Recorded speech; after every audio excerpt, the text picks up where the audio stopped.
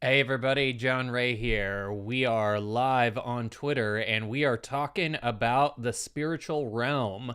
I've got my sunglasses on to match the avatar so that we can all recognize that when we are in our facade, we are going to be attracting certain spiritual energies and spiritual people. And so the goal is for us to feel our big feelings and to take the facade off. And today, we are going to get a little bit woo, and we're going to talk about a trend that's happening in Silicon Valley. That when we are in our facade, we are going to be attracting certain spiritual energies and spiritual people. And so the live stream is working good. You can tune into the chat.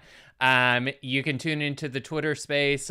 I will go ahead and throw the link up to the chat in the Twitter space, but today we're going to be talking about a trend that's happening in Silicon Valley where startups, executives, founders are all microdosing psilocybin and doing ayahuasca ceremonies. And why are they doing this?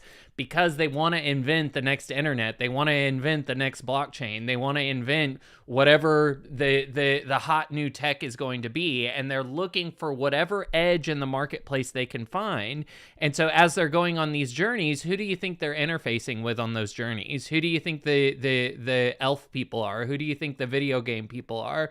These are all interpretations of spiritual energy or spiritual personalities or spiritual entities. And it's a very dicey road to go down when you're blasting off into the spiritual realms using drugs without understanding how you should navigate that and who these entities are and what their intentions are. And so today we're going to be talking about how you can interface with the spiritual realms without drugs, without needing any of that, in a very conscious way where you're aligned with love, you're aligned with creativity, you're aligned with big ideas and dreams, and you can find people, entities in the spirit world that are willing to back you up and who are willing to go into co-creation with you. You know, a lot of times we say, oh, I'm going into co-creation with the universe or God, and this is kind of a blanket label because we're not sensitive enough in our emotional interpretation of the energy to recognize that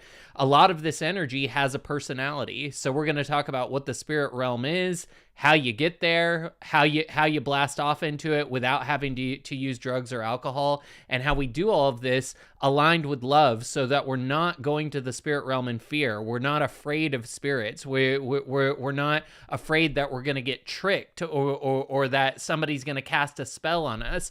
All of that voodoo stuff, as we'll talk about, is directly relational to your emotional state. So I've got my outline. I put a bunch of notes into ChatGPT. A lot of this was stuff that I learned while I was going through the Spirit Influence courses over at Divine Truth, and I've got those in the YouTube description. I'm going to go ahead and put the link to the YouTube on the Twitter Jumbotron so anybody can get there if they want to watch the live video feed, and we will go ahead and dive in. We're going to start with Muse energy and creative flow. So whether you're an entrepreneur, whether you're an artist, whether you're part of my community at NF Treasure and you're coming up with shirt ideas like me, this shirt is content. There's so many different use cases for your creativity. And one of the things that I've been fascinated with is which thoughts are mine and which thoughts, are something else that I'm tapped into. If our brain is a satellite dish that tunes us into different radio frequencies of perception, then what are we actually tuned into? I put out a tweet thread earlier today, and I talked about how many people are partnering with spirits to enhance their creative flow, and they're using the spiritual realms the same way that people use AI. The AI is all the craze right now. Everybody's got a ChatGPT bot spun up. Everybody's running their own GPT. Everybody's putting their own images out through Midjourney and DALL-E. And so in many ways, you don't really have much of an edge because everybody is using AI. What I'm going to suggest to you is that the edge in business is a spiritual edge, and the spiritual approach is still fringe. There's not a lot of people that know how to do it. Sure, some people are blasting off with psilocybin and ayahuasca ceremonies, but that's not a controlled burn. They don't know what they're doing. They don't know who they're connecting with. And a lot of times they don't even really understand how to integrate those experiences. You've probably heard, if you've ever watched any rock documentary or read any books on rock and roll or artists, so many artists have talked about being overwhelmed by the creative spirit. And it wasn't even like it was them. It was like another consciousness was moving through them. Many artists like David Bowie, recognize that this was just part of the creative process, and we can consciously tap into that process. We don't have to be afraid of it, because in this call we're going to talk about how we can determine if if an entity that we're talking to has nefarious reasons or benevolent reasons. And we're going to talk about some of the things that we might be able to teach the spirit realm. A lot of times we think, oh, just because a spirit is in the spirit realm or we can't see them, that they have access to infinite information. And spirits are just humans who passed. They don't have you don't die and get access to all the secrets of the universe. There's still a journey that you have to go on to learn all of those things. And many of the spirits that are focused down to the earth in what I'll call the earth realms are just humans that died that don't know how to move further up and advance in the spirit world. And so all their attention is still down on the earth. And so they're interested in the things that they were interested in on earth. On our call yesterday, Simone was talking about how she calls on the dentist spirits. So these are people that were dentists on earth. They passed in the spirit world. They're still interested in dentistry. They don't know how to progress through the rest of the spirit world, so all of their attention is focused down in the earth realms. So if we say, hey, if you know anything about dentistry, come in and help me with my teeth, with my dental health, well, we can call in that kind of expertise. And we can get so good at this that we can individuate spirits, and this is what mediumship is. It's our ability to determine the flavor of people's energy. So just like sometimes if somebody's looking at you, that's a kind of prescience where you're picking up on the energy rather than the visual of it. And the more that we attune our bodily systems and our nervous system, and the more conscious attention we give on the spiritual realms, opening up to that possibility, the more that we will naturally find our flow and our way to co-create with these spiritual worlds. So let's talk about Muse energy as inspiration. So we know that many creative ideas in music, art, science are all inspired by spirits who are passionate about these fields while alive. One of the reasons that Einstein always talked about, one of the most important things for a scientist is just to daydream all day long. And what are you doing when you're in meditation and daydreaming? You're opening yourself up for higher guidance, for communication, for ideas to flow through. And it can be difficult early on to know what are actually your original thoughts versus thoughts that are being dropped in your head by the quantum computer, by the universal chat GPT, by the spiritual entities that are all around us. And I'm going to suggest that the dimension that sits right on top of this one that has close interaction with us has all kinds of telepathic projection coming from people that just died. They went into the spirit world and now they're still interested in Earth because they don't know what else to be interested in. They didn't have a construct or a context for the spiritual world. They were atheist, or they didn't believe that they were a spiritual being. And so now they're trying to figure out, okay, well, I guess the game is Earth because I don't know anything else. And so they end up playing this chess game with people on Earth by influencing different ideas and bringing in, different concepts at certain points in human history. So we already talked about how David Bowie had claimed that a spirit guided his creative process, and many artists have had this experience where they recognize that something was flowing through them that wasn't them. It it came like a download. A lot of times that's the way that it feels for me. It is like when you've got the plug in the back of your head from the Matrix, and all of a sudden you're like, oh, I can fly a helicopter now. And that's sometimes how that download will come in, especially as you open up to these worlds.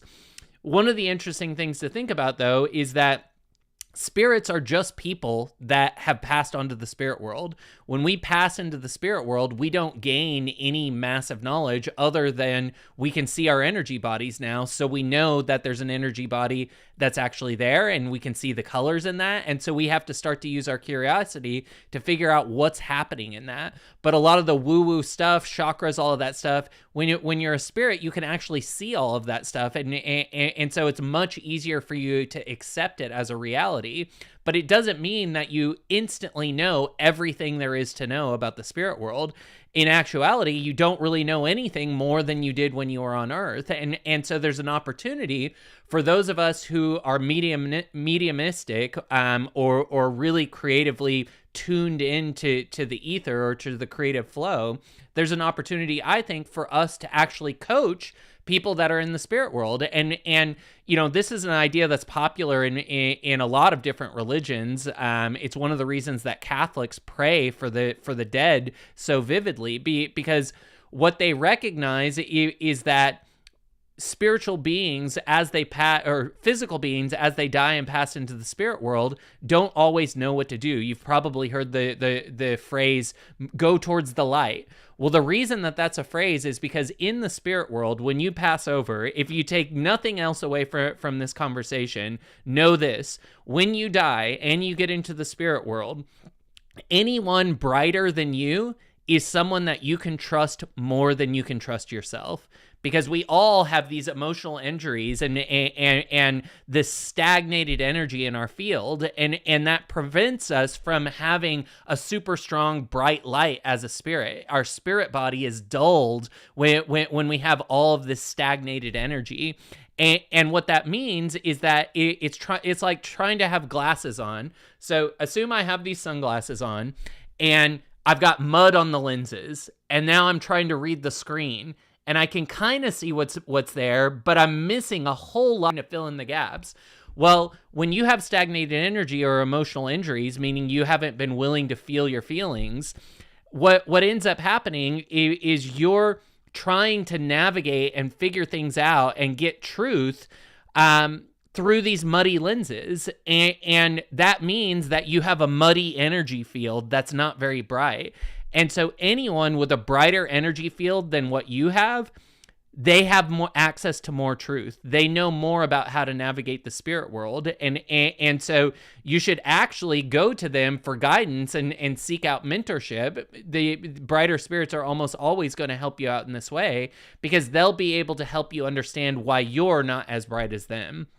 You can also run an experiment and say, I want to call in some celestial spiritual beings right now who are aligned with a divine love path, and I want them to teach my guides everything that they know about the divine love path. And if my guides aren't interested in learning about that, I want to trade out for guides that are interested in that path. We'll get into what that path looks like later. But you can have these type of conversations and run these type of experiments and just see if you notice anything in your body. So, you know, a lot of times I'll sit down to an empty page. You know, I started doing automatic writing many years ago, probably 2 decades ago, after I read a book called The Artist Way. And in The Artist Way, what you're doing every single morning before you do anything is you're pulling out a notebook and you're literally just filling 3 pages of that notebook with whatever comes into your head. It's free flow, stream of consciousness. You're not trying to publish this. You're just getting all of your bad ideas really out of your system and seeing if any good ideas show up. Well, what I realized is that if I would call in certain influences, I could bring in the spirit of that influence. So maybe you don't even believe that spirits are real or that the spiritual realms are real, but you understand what it means to catch the spirit of something. You know, you can operate with the spirit of anger. You can operate with the spirit of sadness. You can operate with a spirit of enthusiasm.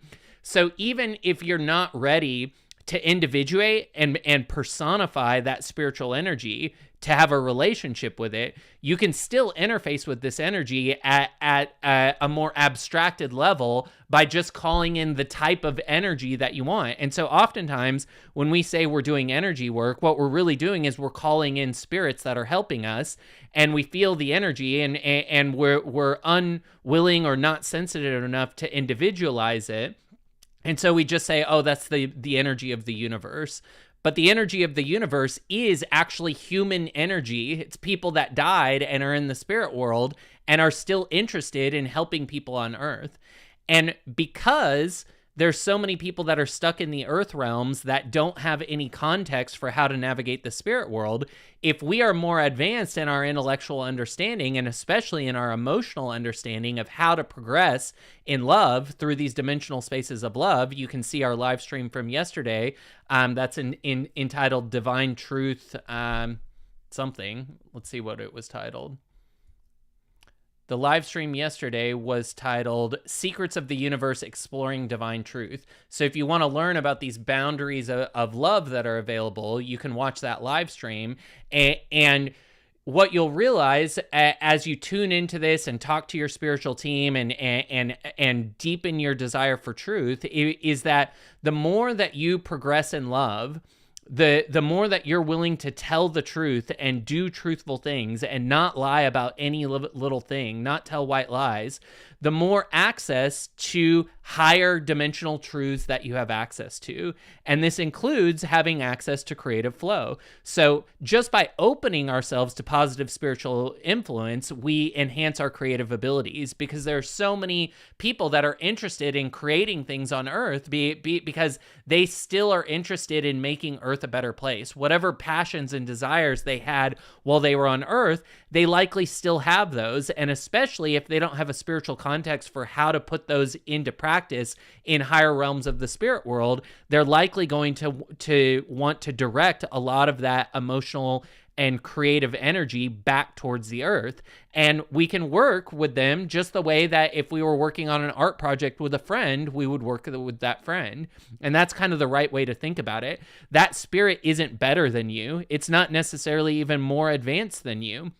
It maybe has a different perspective of you, where you're standing on the Earth and they have a 100,000-foot view. But really, it's not that different than you having a physical friend that you decide that you want to work on a project with.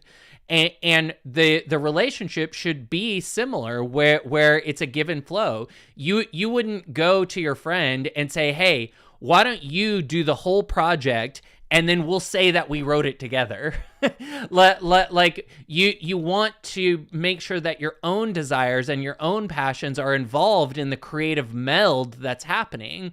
And so, yes, there's all kinds of beautiful art and material that is just solely channeled from the spirit realm onto Earth. We call this channeled text or channeled material.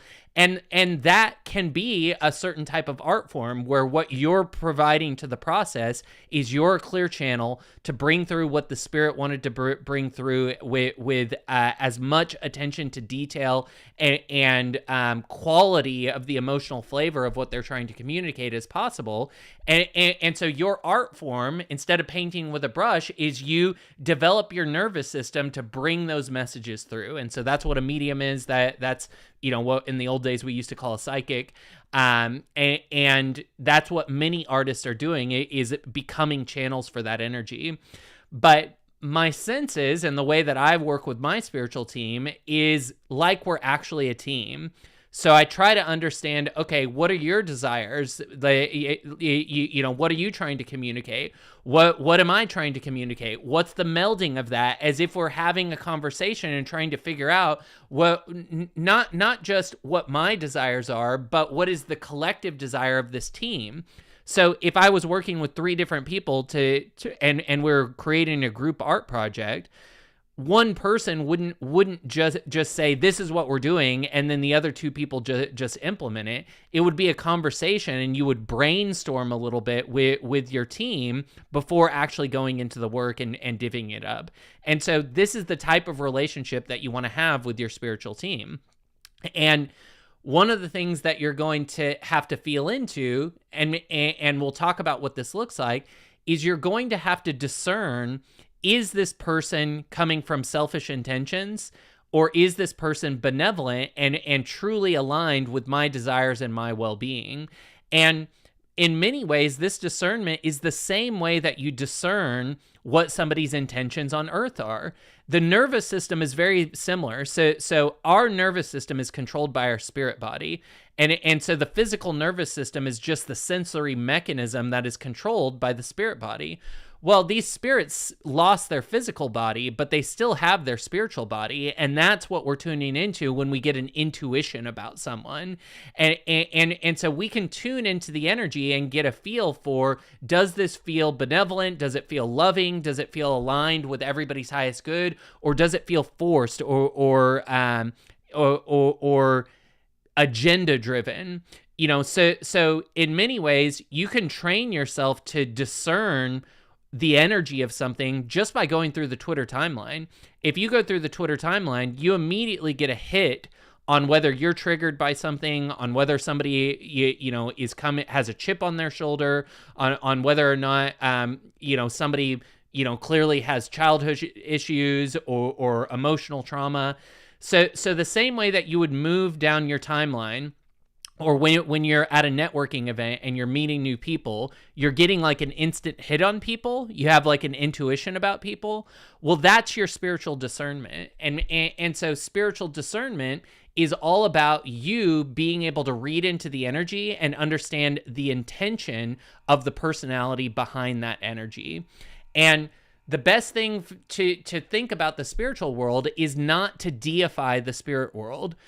Too many people think that every single spirit is God, and this is not the case. Many spirits are not even as advanced in love as you are, and you have to recognize that going into the spiritual realm is just like going to a random networking event. There's going to be people that are super advanced in love, and there's going to be people that are complete a-holes, and you need to be able to discern that energy. And just because some message or energy is coming through you doesn't necessarily mean that that's a divine message.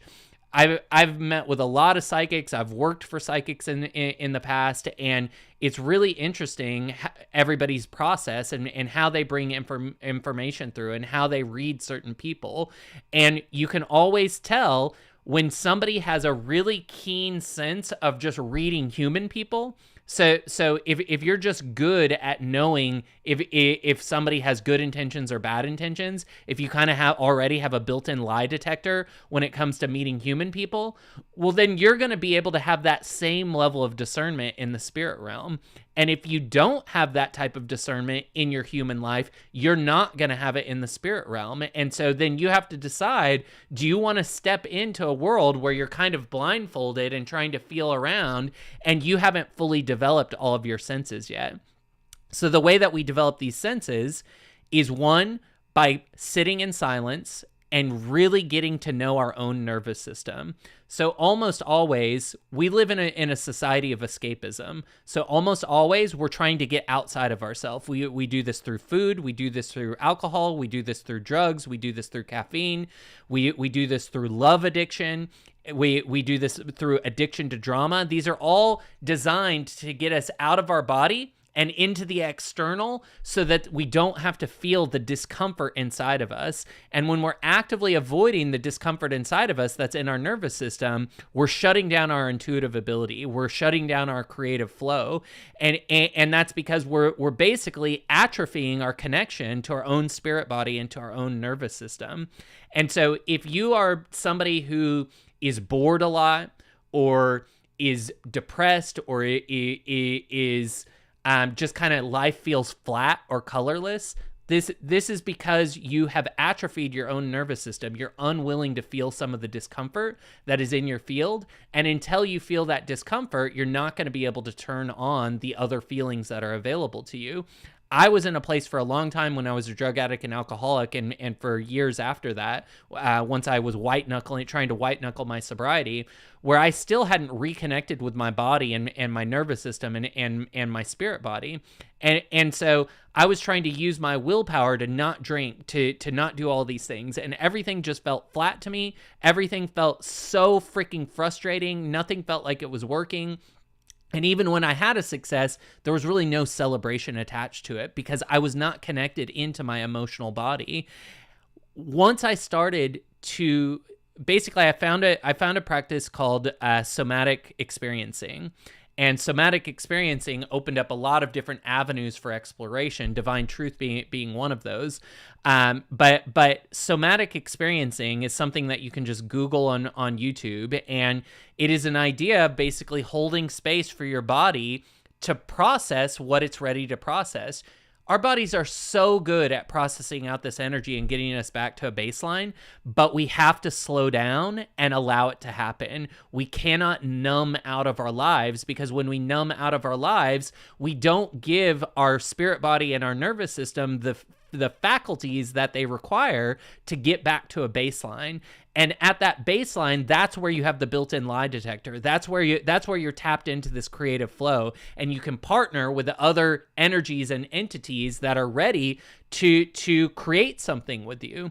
And you can have this co-creative dance that you do with the ethereal realm. And to some extent, you see people using drugs to blast off into these type of experiences, but though it's basically like getting into a NASCAR vehicle, and driving blindfold with the NOS exhaust on. So you're driving 500 miles an hour. You've got a blindfold on. You don't really know what you're doing or who you're interfacing with or what the path looks like. And that's what using drugs to get into the spirit realms looks like. And oftentimes you're going to interface with trickster spirits that recognize that you're in a vulnerable place because you don't have any control over your spiritual perception in that moment. And so they can do all kinds of things to kind of hypnotize you into believing what they show. Now, you can also have really beautiful experiences, but there's something both on Earth and in the spirit realms that we often refer to as the law of attraction. But it's basically this idea that reality mirrors to you who you are and what your emotional state is. And the gift of reality is that reality is always going to give you experiences that trigger you wherever in your nervous system has stagnated energy. And if you will sit and feel deeply as sensation that energy, and you may have to sit with it for an hour sometimes. If you've never done it before, you may have to sit with it for 5 hours. You know, it's going to take some time because you have a huge backlog of processes that haven't been able to run. You know, if you've ever seen like a computer error log where, you know, a task is supposed to run, but it hits an error and so it can't run. And so it goes into a backup log. And that backup log, if you let that error last long enough, that backup log can get so long. And then when you finally fix the error, it takes time to work through that backlog and to process all of the things that should have been processed in real time. And that's what happens with our spirit bodies. And that's why we have to make sure that we are finding some kind of emotional balance. And when we do that, that spiritual lie detector comes on, our ability to discern who people are and what their intentions are. And then we can be free to navigate these spiritual realms with a little bit more curiosity. We can reduce a lot of the fear that is often associated with moving into a spiritual state. You know, a lot of people fear dying, and you know, when we fear dying, what we're doing is we're emitting a signal of fear that puts us in contact with other entities and beings that are in some ways related to that. So there's a law of attraction event that happens where we either meet other people who are fearful about the same things that we are, or we meet people who are willing and ready to take advantage of that fear. And that's very often what happens both on Earth. You see that in politics all the time. You know, people are always finding what are the most fearful things, and then that becomes the Overton window that politicians are talking about, and they consistently push on those fear buttons in order to what? Manipulate you into going and voting for something, voting in their favor. And then whether or not they actually do those things doesn't really matter, because ultimately the campaign trail is just about getting people in motion. Well, the spirit world is no different. Everybody in the spirit world is just humans that used to be humans and now they've died, and they're going to push on your buttons in the same way, except they have spiritual sight. They can see your energy body, so they immediately know what all of your emotional injuries are, and they know exactly what those buttons are. So if you're somebody who's an insecure person and hasn't really ever been able to find a woman who found you attractive, well, and you feel really bad about that, or especially if you have resentment towards women about that, you're going to attract a group of spiritual men who had the same experience on Earth, and they're resentful towards women too, and then they're going to help you trick women into sleeping with you, and they're going to use you as a puppet. This is the deal with the devil that we always hear about in movies and pop culture. They're going to help you get what you want, but in order to enact some of their revenge fantasy or play out some of their own resentment. So you have to be very cautious of, are you the type of person that acts in a loving way, or do you have a backlog of resentments towards people? Because if you do, you're going to attract spiritual energy and spiritual entities that are going to help you play out those resentments. Your emotional state is basically a signal or a ChatGPT prompt that says, hey, I'm really mad at women right now. I'm looking for other people that want to help me carry out this resentment and have some fun in the process. So it's the same type of thing that you would do with your mates, you know, like if I can remember when I used to be an alcoholic at the bars every single night, and something would be frustrating. Well, was I sitting around and feeling my frustration, or was I calling up a bunch of idiot friends of mine and saying, hey, let's go get tanked and let's take this out on the people around us, either by getting into a fight, either by womanizing, you know, just by getting obliterated. There's a lot of energy in revenge, and if we're not careful about tracking whether we have that within us, we are going to call in spiritual entities that are ready to carry out that revenge for us. And so this is the double-edged sword that we really have to be cautious about. It's why people are afraid of Ouija boards, because when you're on a Ouija board and you have a lot of fear about who you're going to connect with, well, guess what? You're going to connect with somebody who's ready to scare you because you're in the perfect state for them to push that button. But if you go to a Ouija board with a deep sense of curiosity and recognizing that there's such benevolent and genius people, these are people that are just in the spirit world that you can connect with, well, then you're going to have a totally different experience because the energy and the signal that you're putting out is different. So you have to recognize that your emotions are what allow you to control the radio wave or the radio frequency of what channel you end up getting in the spirit realm. But that's actually how you attract people in the physical world as well. There's just more of a lag time because the rendering process is exactly the same. It just takes longer on Earth as it does to connect with somebody in the spirit realm. So, you know, a lot of times people's familiarity with mediumship is like, oh, my grandfather died. My nose is sweating. My grandfather died and I'd really like to talk to him. I'm going to go to a medium and talk to him. And then if that medium is good, they might be able to tune into your grandfather. I've worked with some really great mediums, Paul Selig being, you know, maybe one of the top psychics in the world. And he had an incredible ability to tap in to people that had passed in the spirit world. And because he's trained in theater, he would act them out with body movements and everything. And it would just bring people to tears because he would personify the person who had passed so vividly that they were sure that it was them, and then he would help them carry out unresolved trauma, so that there could be a peace. Because oftentimes, if somebody dies and we didn't make peace with them, or we still have resentments towards them, or we feel guilty, or we have fear around them, or we have a deep longing because we have so much sadness towards them, we're actually holding them in the earth realms, because it creates an energetic bond that kind of keeps pulling them to the earth realms. And so we're doing them a disservice because we're not allowing those deceased people to go on their own spiritual evolution into the higher realms.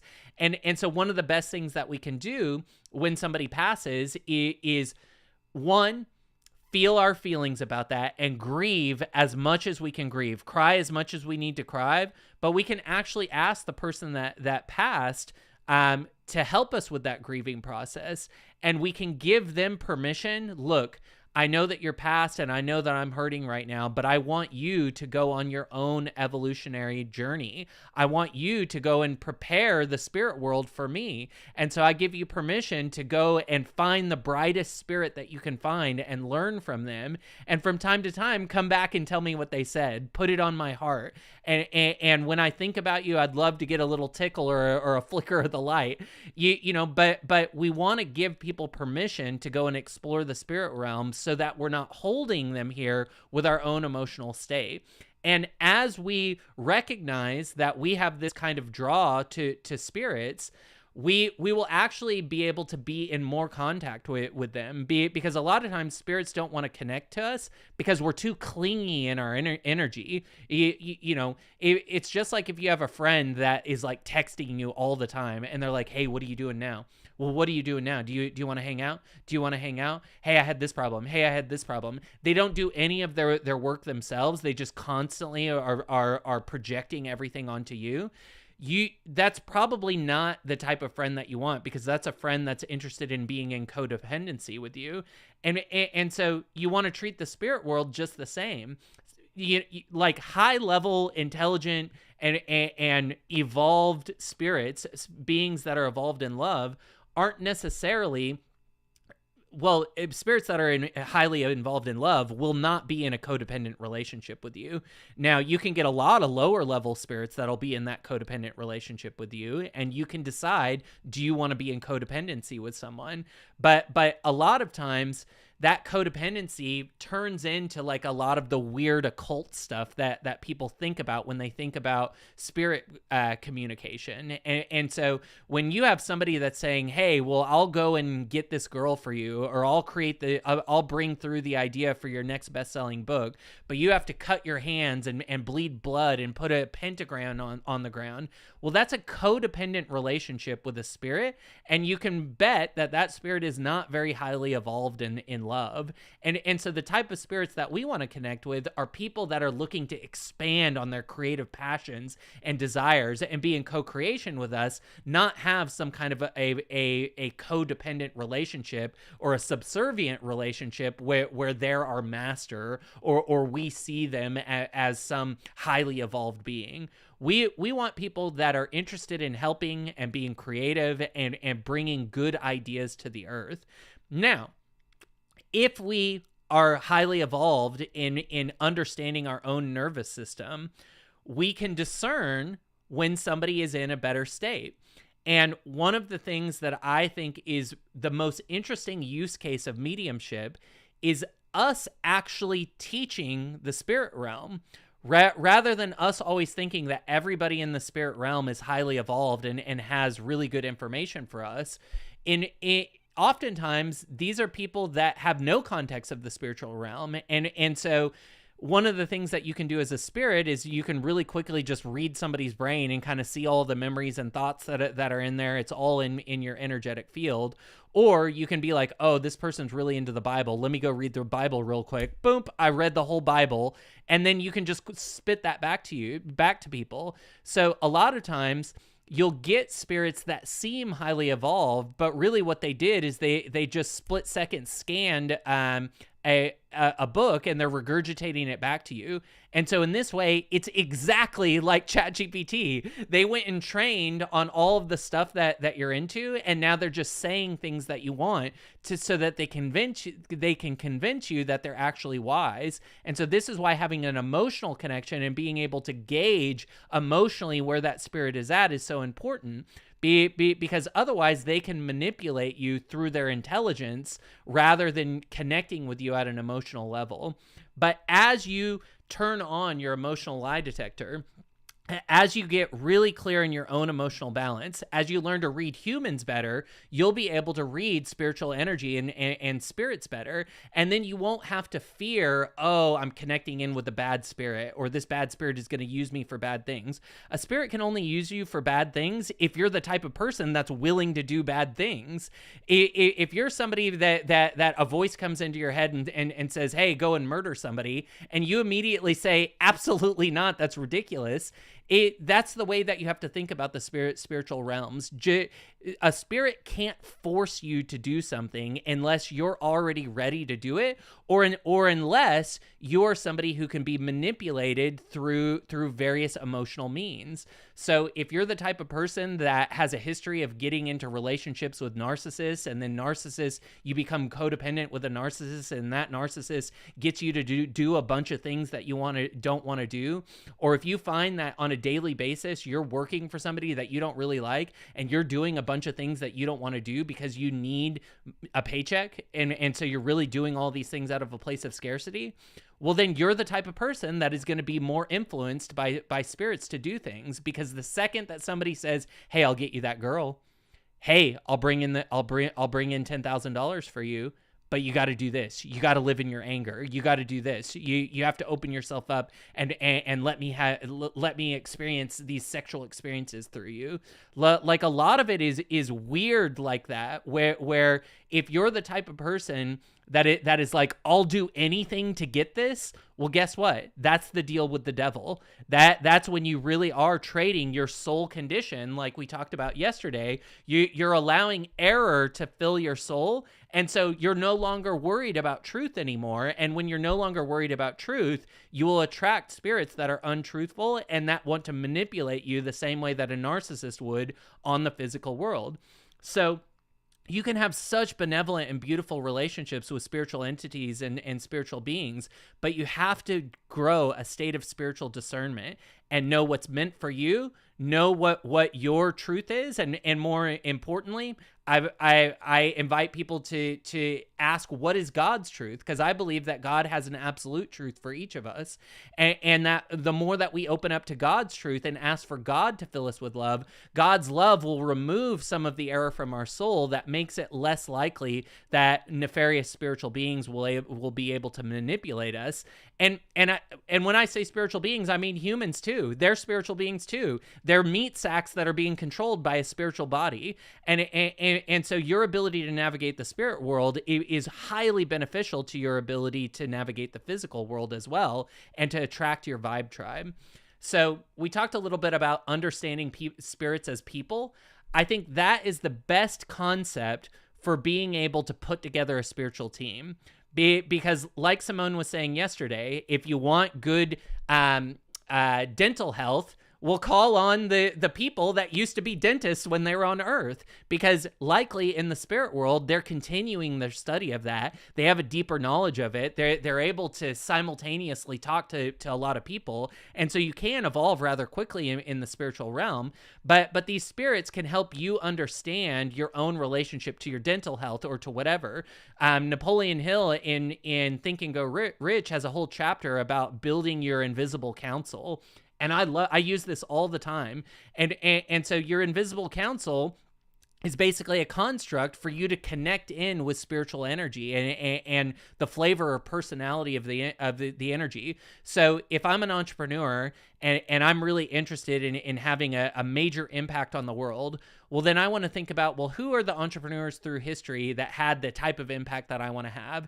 And so maybe as part of my invisible council, I say I want Benjamin Franklin there, and I say I want George Washington there, now I'm just listing founding fathers, but you get the idea. And so I build this invisible council, and I can actually tap in to the energy of those beings and start to have my thoughts formulated through the frequency of their energy. And if I'm highly evolved in my ability to navigate my own emotional state and evolved in love, sometimes I can actually interface with those actual spirits. Now, oftentimes it's like a Russian doll type situation. So the Russian dolls are actually a really good representation of how communication, how the daisy chain of communication happens in the spirit realm. Because if Benjamin Franklin is highly evolved in a higher dimension of love, and I'm only in the second sphere, and he's in the eighth sphere, well, there's going to be a communication gap there that's too big for us to bridge, because I can't move that high up in the spheres, and it's going to be difficult for him to stay down in the lower spheres for too long. So what ends up happening is you have this Russian doll situation where he gives a message to somebody in the seventh sphere, and that person gives a message to somebody in the sixth sphere, and then down to the fifth sphere, and so on. And so it's a game of telephone. And so these aren't as reliable of messages, but if you're really good at discerning emotional energy, you can understand if this actually came from the source, or if it's just somebody pretending to be Benjamin Franklin. So the reason that I talk about feeling your feelings so much and really understanding your own nervous system is that your nervous system is a lie detector. It does show you all the time, is this meant for me or not meant for me? And so whether you believe in the spirit realm or not, feeling your feelings and having a highly developed nervous system is wildly, it gives you such a strong edge when it comes to business, when it comes to relationships, when it comes to creative flow, because you know what's meant for you. And if you go towards the things that are meant for you, you will always have enough energy to complete them. It's when we don't know what's meant for us, and in that place of doubt, we allow all kinds of influence. We talked about the other day in our Rise Up a Warrior session by Graham Cook, which is basically an affirmation as if it was, and the affirmation was as if it was God telling us who we are and what our gifts are. But one of the best lines in that prophetic soaking from Graham Cook is doubt attracts attack. And so if you're so numbed in your emotions that you don't even know when you're in doubt, and you don't give yourself the space to feel through that, well then, yeah, you're going to be influenced by other things. And maybe it's spiritual influences, or maybe you read it as seeing something on the timeline that influences you in a direction that you shouldn't have gone. Well, oftentimes the way that spiritual beings work with us is if we're not highly developed in our mediumship, they can't really talk directly to us, but they can sometimes move our head in the right direction. And so if there's an article that they want us to see, or if there's something on the clock that they want us to see to give us some confirmation, they can definitely make sure that we see something. You know, it would be like if you had a friend that you know, he can't really talk to you, but he can point his finger at something. And then when he points his finger, you look at the billboard, and now you have the context of what he was trying to point to. Spirits do this all the time, and we can call in that type of help, and we can design a spiritual team that is aligned with our same goals. So a lot of times I will pray to God and I'll say, I'm interested in having a spiritual team that is highly developed in love, but interested in the same things that I'm interested in: parallel economies, entrepreneurship, evolving in love with my partner and my friends, attracting my vibe tribe, building community. I'm interested in the spirits that are so aligned with God's love and so interested in these things that we are going to be a Super Bowl winning team when it comes to what we're implementing and executing in the world. And you can build this out by building out the qualities of what you want your spiritual team to be. So I used to have a coach, and I still use this process quite often, where you would say, okay, what type of person do I want on my spiritual team? And at the top of a paper, you would say, what are we going to call this team member? What's the identity that we're going to give them? So maybe the identity that I give them is super entrepreneur. And so then we go through a series of questions, really filling out the details of what a super entrepreneur is. So what are a super entrepreneur's superpowers? So they're intuitive. They see trends before anybody else sees them. They're a good steward of their money. They're good at interfacing with people and attracting the right people. They're good at fostering innovation and allowing people to the space to be creative. They're good at brainstorming. They are in the right place at the right time with the right people. They naturally gravitate towards the right information, and they have a brain that is very good at processing it towards desired outcomes. Okay, so that's some of their superpowers. What are their fears or weaknesses? The super entrepreneur's fears or weaknesses are they sometimes get too much into their ego. They can get impatient, and so impatience becomes a weapon that can be wielded against them. Their own frustration can be wielded against them. The super entrepreneur's weaknesses are they don't know how to find the money that they need, and so they live from a place of scarcity. So really what you're doing is you're working on you ultimately you want to be the super entrepreneur. And so you're identifying the qualities that you want, and then you're aligning a spiritual team with those qualities. But while you're listing out the opposite positive, so the fear or weakness, what you're doing is you're actually processing some of the things that you believe about yourself as a super entrepreneur. And so as you process that out, that puts you into closer connection and alignment with somebody who actually will be a super entrepreneur, who was a super entrepreneur on Earth, and now they can be part of the spiritual team that is ushering in a new parallel economy or system or innovation or idea, because you're perfecting yourself as a clear channel for that creative energy to flow through.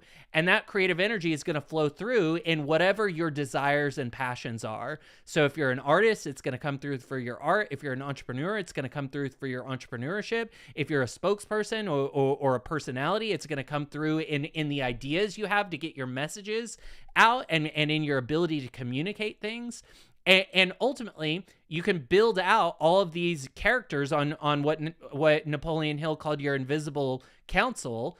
And as you develop in love, and as you tune into your nervous system, and as you allow for the contact, you will actually start to individuate some of these, or you can get to that place. Now, I'm still in the space where it's hard for me to individualize what the energy is. I get the downloads, but it's hard for me to individualize the individual personality. And so part of me talking about it is I'm calling in spirits that are mediumship experts. I want to become a clear channel where I can actually talk to spirits. You know, I've read about mediums who could see the spiritual world so clearly that I've got a couch here in my office, and if there was a spirit in the office, it would be as if they were sitting on the couch in the physical. I would be able to see them that clearly. That's the type of mediumship that I think is available to all of us, and that I'm trying to call in and develop. And one of my interests in the Divine Truth work, divinetruth.com, and if you go to the YouTube feed here, I've got some of the links to some of the documents that I'm pulling some of this information from. AJ Miller, aka Jesus, and Mary Luck, aka Mary Magdalene, are the ones that are putting out that information. And they are maybe some of the most highly developed mediums that I've ever come across. And they have such interesting information on how to develop your mediumship. And so oftentimes what I do is I teach the things that I'm trying to learn. And so this conversation is me teaching that and strengthening my desire, calling in the spirits and the entities and the energy and the longing for being able to communicate at this level. But once you understand that spirits are just people, it will be much less scary, because just because you don't know who they are doesn't mean you have to be scared of them. Do you go to Walmart and are you afraid that you're going to meet a stranger there? So we have to get over our fear of the spiritual realm. It's just like going to Walmart. And so, yeah, there's going to be some weird ass people at Walmart sometimes, but there's also going to be some beautiful people, and your law of attraction is going to connect you in to the people that you're designed to get to. And maybe your law of attraction gets so good that you're not even going to Walmart anymore. You decide that you're a Target guy. Okay, so we talked about discerning emotional state. we talked about being able to read into the emotional energy of something, and hopefully I got that through. If anybody wants to jump up on stage and give me some feedback on whether or not this is landing, feel free to do that. Let me check there's no chat in the text chat, but if you want to jump into the YouTube link and chat some text comments there, I'll read those out as well.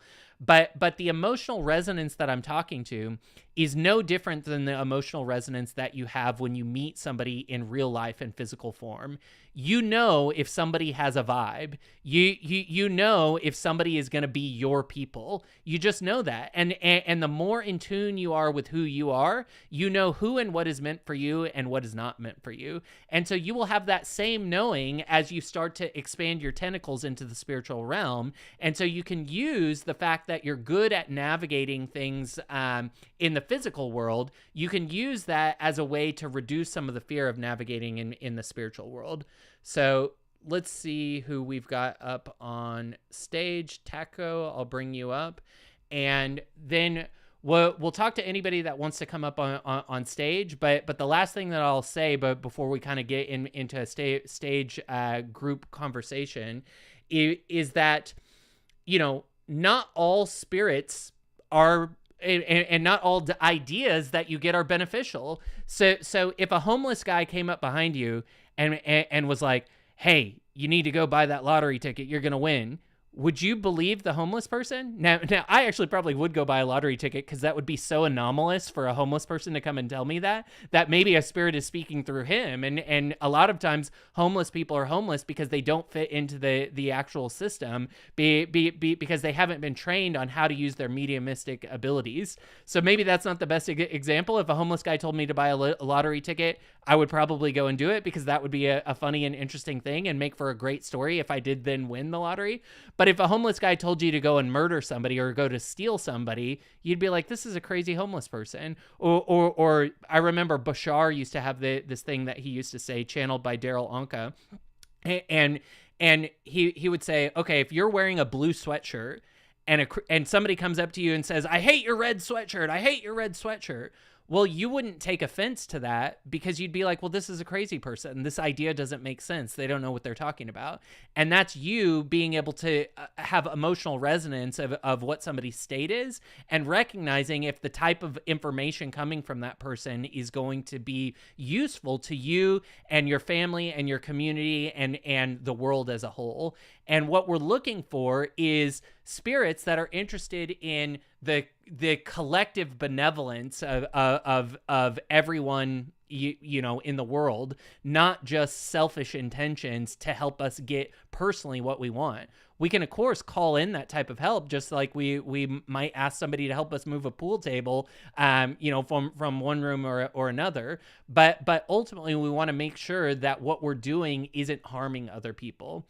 So I'll pause there and leave it to anybody that's on stage. Psychic Gambler, I see you're up here. How we doing? Hey man, just want to say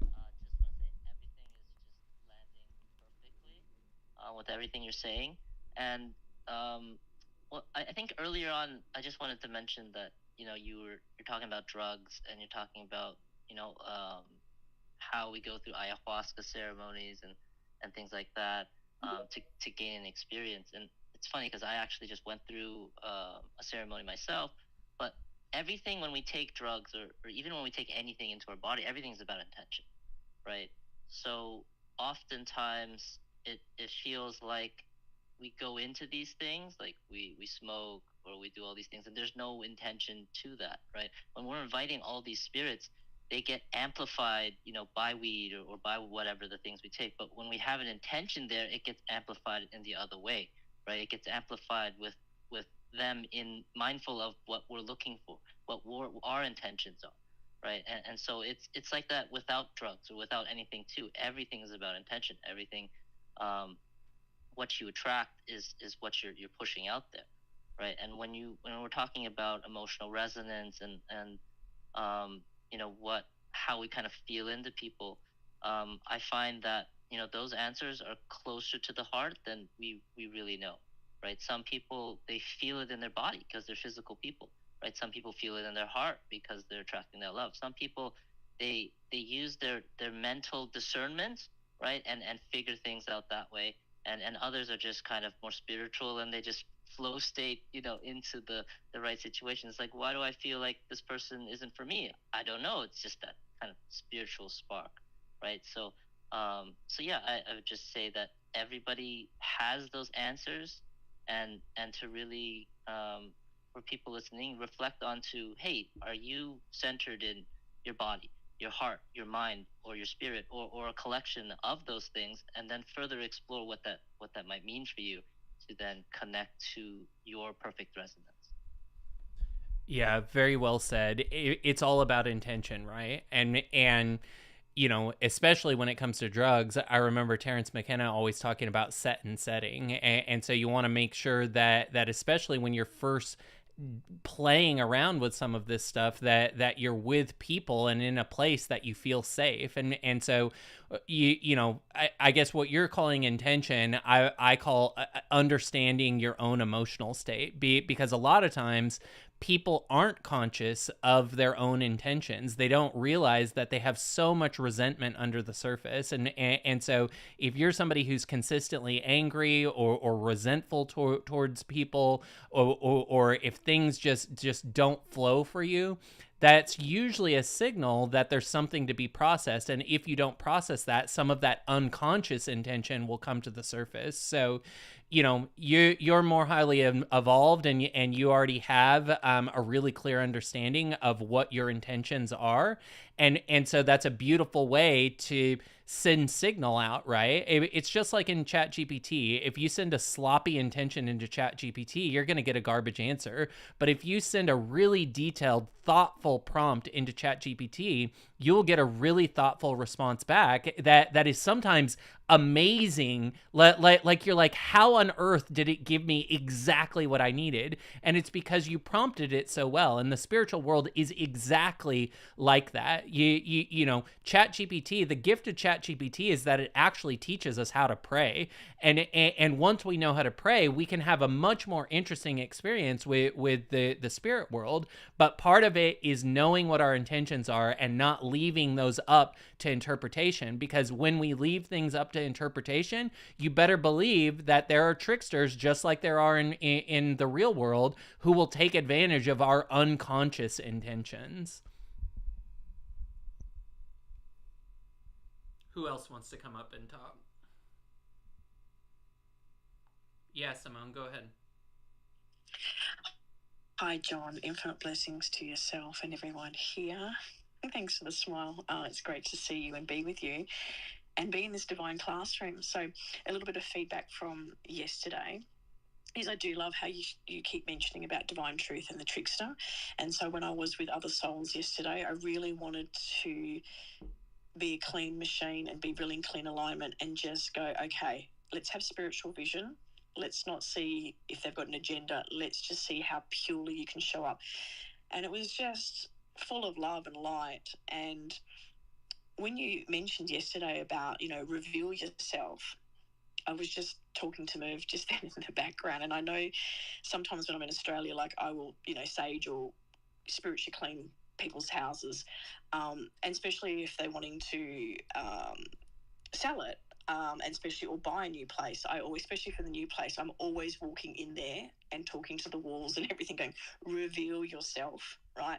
Because sometimes it can be 80% and the owners get really excited and heightened, and I'm like, no, I want you to show me every little crack, every little thing of what's happening in here, emotionally, spiritually, financially, any heartache, any people that have crossed over, let alone anything falling down. So easy to do that with a house because I feel like everything's energy, but it's just a different entity than actually doing it with people. Reveal yourself.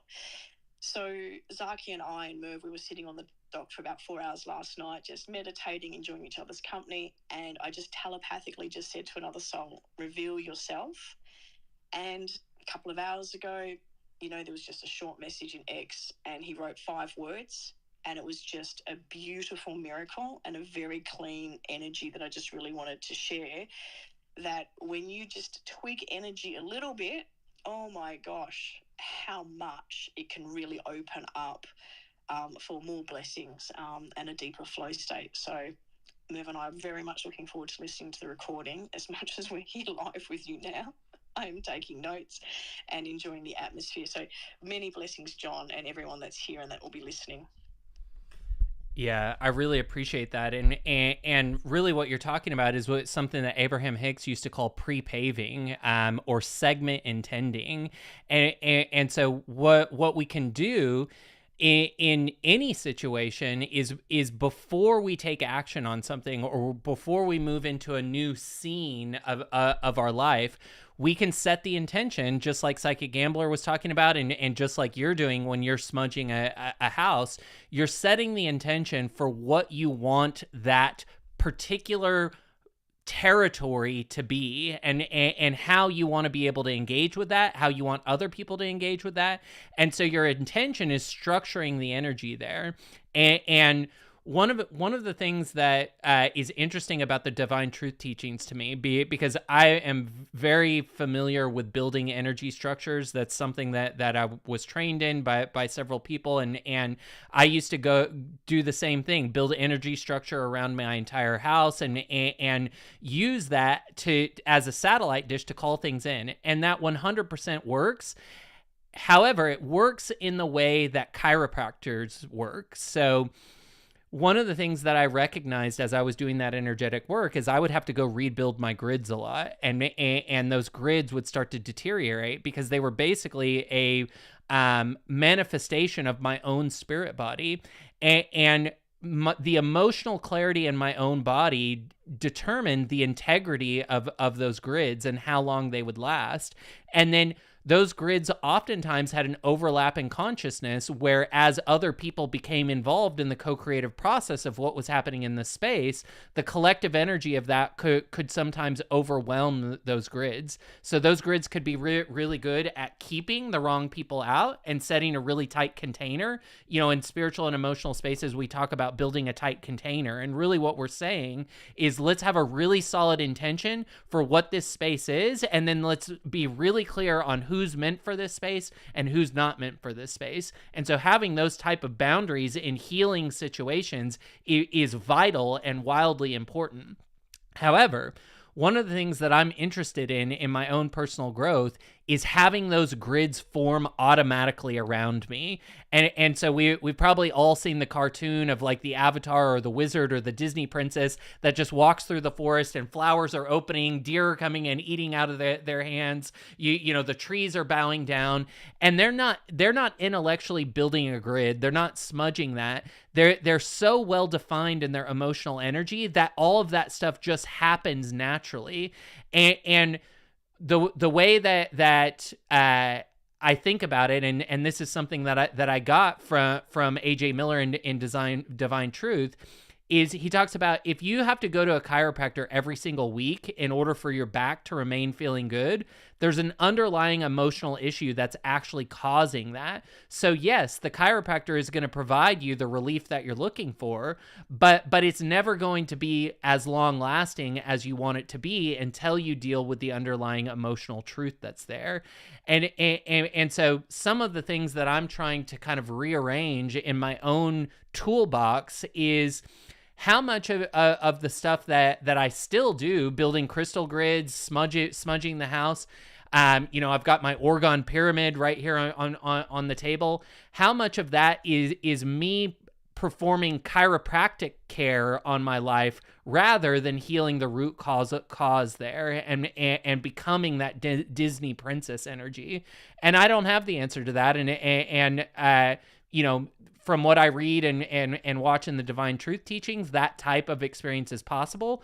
I'm not fully there yet, and so my interest is, what would it look like to get there? How could I get there? And how could I be so perfected in my love that those type of energetic structures just naturally build themselves around me? So I don't know if you have any feedback on that, because I am definitely still trying to figure this out. But I think it's beautiful what you do for people, just like it's beautiful what a chiropractor does, what a doctor does. We shouldn't need those things, but so many of us are off kilter, and we don't have a context for how to get to some of these root causes, that we do have to have some kind of allopathic care that allows us to at least have enough relief to keep exploring. So any thoughts on that from anybody on stage?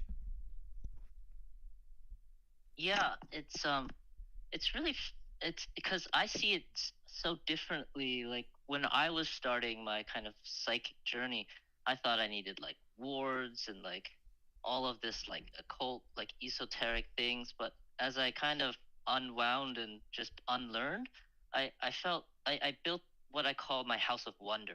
And my house of wonder is kind of like my way of gamifying reality, a way of just kind of pretending like the spirits are coming in, and I have these kind of like cool kind of like defense, like I don't know, mechanisms. Not It's not really defense. It's more like who do I want to allow in? What kind of energy do I want to allow in? What is my balance, right? And so like if you want to enter my house of wonder, you have to come into my balanced energy. And so I recognize that when I kind of put that intention, put that manifestation, like that reverberated into my natural reality. And so like it's really, creativity is really currency in the spirit world, because you can reshape the form of the fourth dimension in your own way. And I used to think that the fourth dimension was just like, oh, I don't know what that is. It's just like spirits running around and like a lot of passed away souls. But actually, it's to me, it's a game. To me, it's a game that you can shape yourself, and all you have to do is set the rules. And you are the creator of those rules, and the spirits themselves, when they interact with you, they have to abide by those rules, because that is kind of the playground that you're building. And so I would recommend, for those of you who are interested, is build your own house of wonder. Ask yourself, what is it that you want to invite, and see and pretend kind of how that might interact with you, and then see how that those things might reverberate into reality, and reflect upon, oh, I feel this in my body. That must mean, something something, and just play with it, because the answers will kind of come to you, as above and so below. Yeah, I love that, the House of Wonder, and it is so similar to how we would throw a house party, right? Like we're only going to invite people to our metaphysical group, or to our book club that match the intention of the club. Like we're not going to just let everybody in. And so if we think about it the same way that we would aggregate people in a conference, or in a community, that's the same way that we can go to the spirit world. Simone, I see your hand up. What's happening? Thank you, John. And friends, gosh, when you say what's happening, it's like energy is moving, energy is shifting. It's like I'm in a spiritual bath or spiritual intoxication. I'm like, okay. So I'm very big on pre-paving. Always have, always done it. Like, whether you get in a car, 5 minutes, an hour before, you want to pre-pave that flow and get lots of green lights. I do the pre-paving the minute the minute I'm awake, but my eyes haven't opened. When I go into the shower, I'm pre-paving. Merv and we do big festivals in Australia, and there's thousands of people. And so instead of like going, oh, we need to get there really early and meditate and pray and intentions, we're constantly pre-paving that when we walk in there, it's just so peaceful and sacred. And it's just, no matter the illusion, the human side will go, there's thousands of people, but in our beautiful stand and bubble, there's just love and peace and flow. And he's been doing that for the last 30 years. So very big on pre-paving, because I want to walk into that energy, that person, that home, that situation with as much love and peace. And we know though, like, let's say, John, your birthday's coming up, your, beautiful partner's talking about it, and you walk in and we all go, hush. You're like, what are you guys doing? Nothing. Nothing. We're not doing anything. But though, that it's a good energy and vibe. Or you've walked into a business meeting and no one's there, but they've been arguing or debating for the last 20 minutes, and you just walk in and it's just really harsh. So I always want to pre-pave that energy of love and light. And the last little bit I'll land on is, I nearly mentored someone for close to 10 years that just absolutely loved Abraham, would go on the cruises. So that foundation was very strong, because we would just send videos to each other all day, every day. I did take a break, which I enjoyed, and I've just started to listen to her snippets. And as I said to one person yesterday, I actually enjoy the YouTube comments, that when I'm listening, I'm actually not really listening to her. The comments and the vibrational love of that community just gives me a buzz, which it's doing here. So thanks for letting me be able to speak and share. Really so much appreciated. Yeah, no, the Abraham Hicks community, for anybody who's not familiar, you can go to abraham-hicks.com and get on their daily email newsletter. It's basically just a quote from Esther, who channels an entity or a group of entities that she calls Abraham, but very high vibe, law of attraction work. I believe that they're one of the groups that coined law of attraction, and you know, I was an Abrahamster for 10 years. Like that was where I got my feet wet when it comes to metaphysical work. And it's such a solid foundation for understanding how to do what we're talking about, which is setting the right intention. And you know, for me, the piece that I didn't get from Abraham Hicks, and maybe I just missed it, and it's there, that I found in Divine Truth was really recognizing that it's not about ignoring your trauma. It's not about ignoring the emotional states that feel heavy.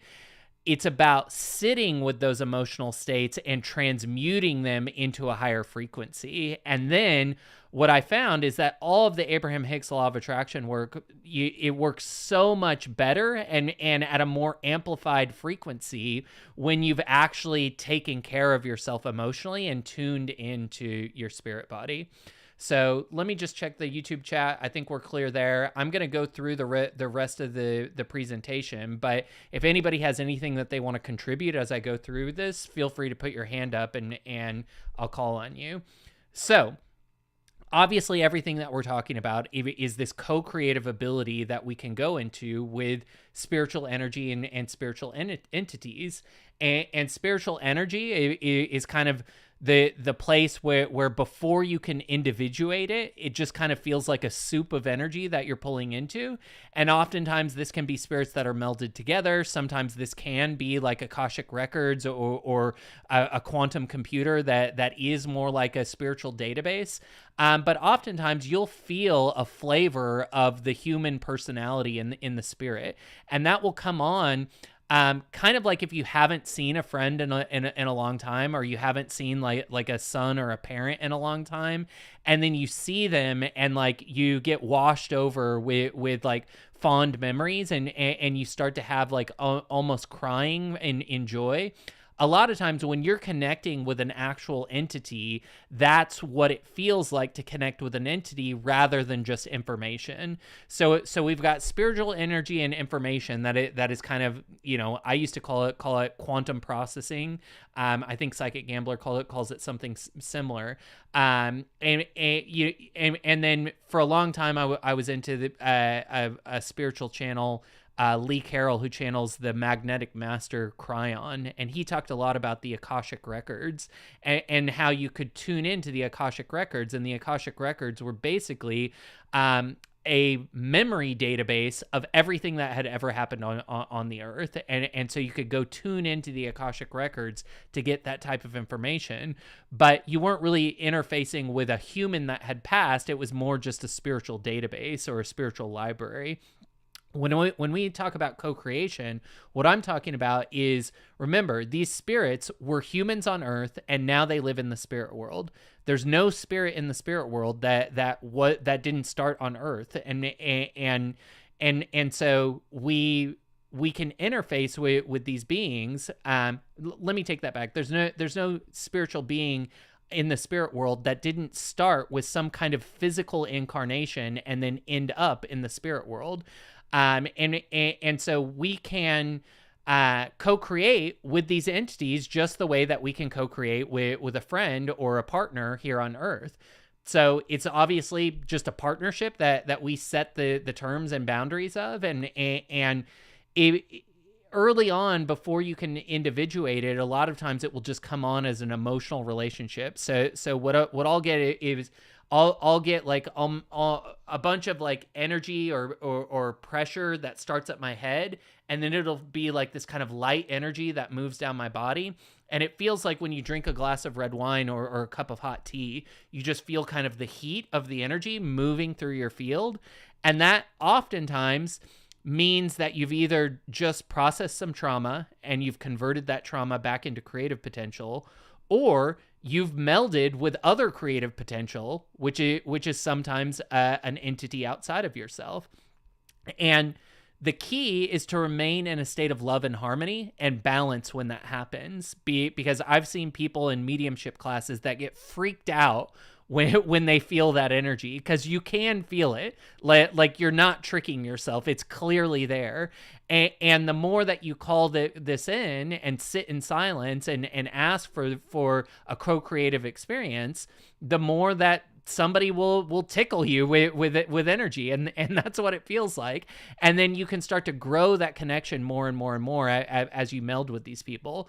But remember, your emotional state being in balance is going to determine the type of energy or entity that you attract.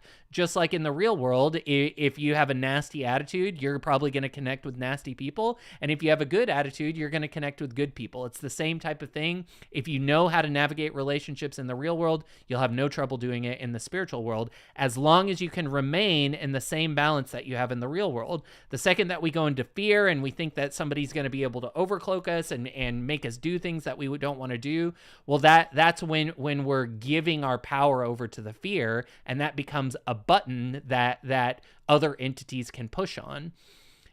It's not that they can necessarily make you do the thing, but they can emotionally manipulate you into doing things. So we have to be very clear about what's meant for us, what we want, what our desires are, what our passions are, and if the thing that's coming to us aligns with that intention.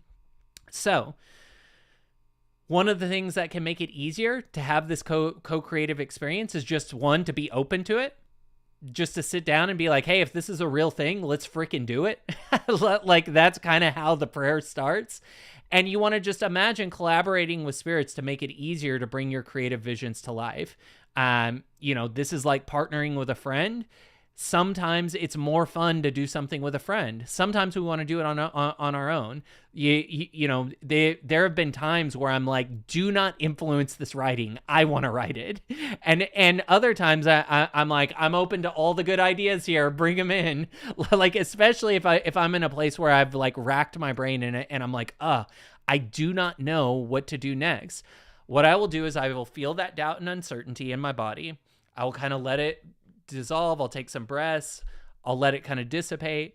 And then I'll be like, I'm open to all the good ideas. What do y'all got? And I say it like that. Like, I get myself into kind of a giddy place where I'm like, what do y'all got? What's the best idea here? And then I will get struck with an idea, and it comes as like a flash of a memory.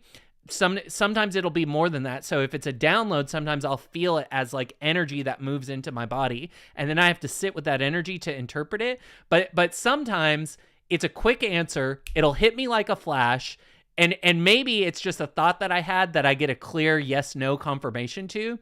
But sometimes the answer is so obvious and it's so dumb that I didn't land on it at first. But when it flashes before me, because the spirit thinks that it's funny that I finally got it. I just start laughing out loud. Like, I look like a crazy person because it's so funny to me that the answer came in, and we're collectively celebrating the fact that I finally, in my stubborn hard-headedness, got the answer. And so oftentimes that download, if it's really from a benevolent place, will be followed by a deep sense of joy and love. And for me, it's very often laughter. Some of the times that I have some of my best spiritual downloads are when I'm driving, because my conscious attention is stuck on something. And so my brain isn't just running a million miles an hour on other things.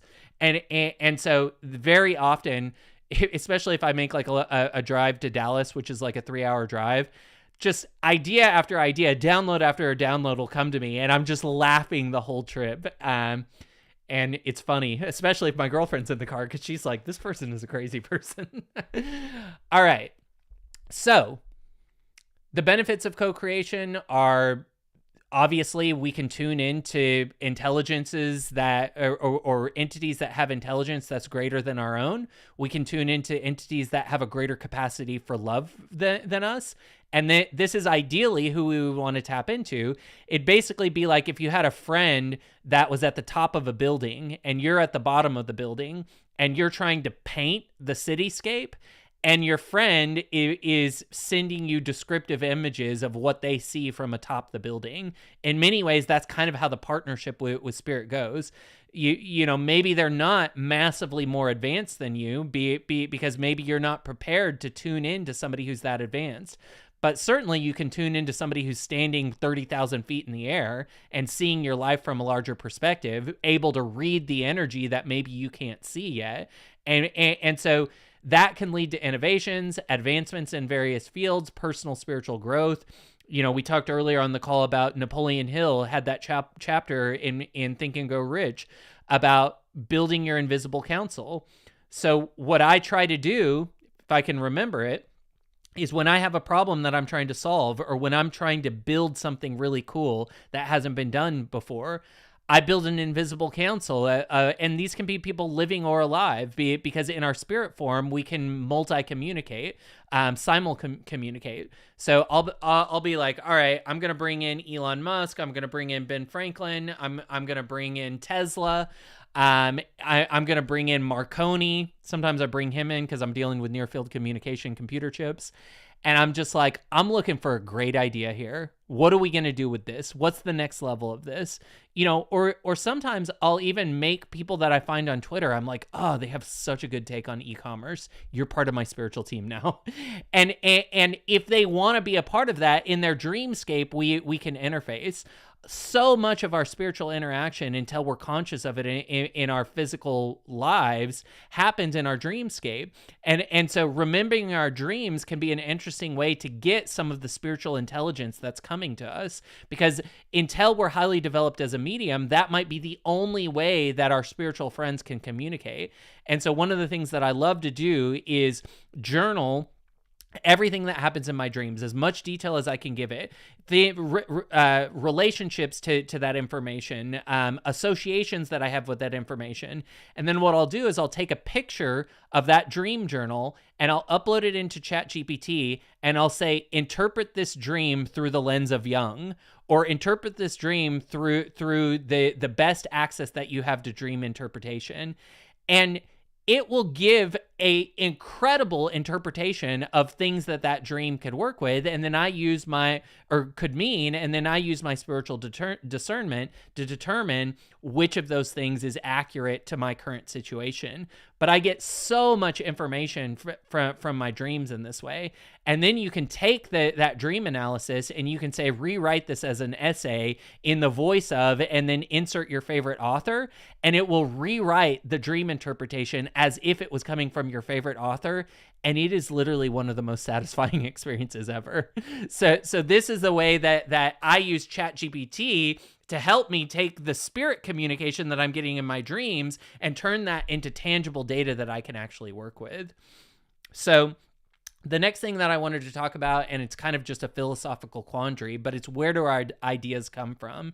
And as we recognize that there's a spiritual realm and that there's spiritual influence that's happening all over the planet, we have to think about, how are these ideas that I'm getting coming to me? Are they mine, or are they other people's? You know, am I tuned into a soup of people that are thinking about this, or are these my ideas? And in some ways it's like, well, does it really matter?